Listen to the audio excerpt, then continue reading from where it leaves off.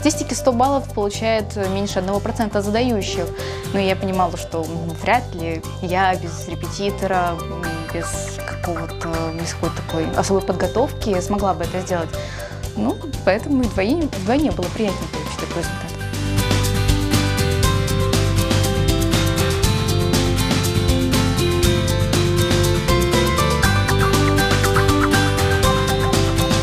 Я раза 3 перепроверила работу перед тем, как ее сдать. Все только на калькуляторе тщательно это все пересчитывалось, потому что я знала себя, я могу допустить ошибку очень легко. Чего-то не знала, к счастью, мне попался такой вариант, где я, в принципе, знала все. Поэтому экзамен показался достаточно легким.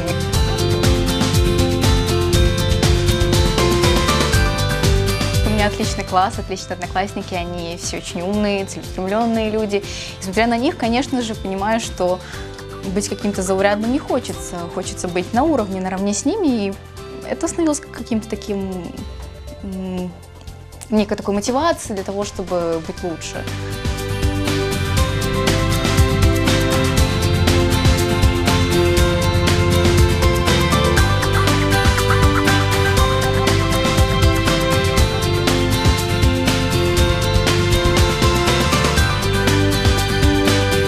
Хотелось бы помогать людям по всей планете, так чтобы я, может быть, что-нибудь такое придумала, или, может быть, я стала каким-то таким воодушевителем для других людей, чтобы в мире стало меньше несправедливости, люди меньше страдали, и чтобы в целом люди были счастливее.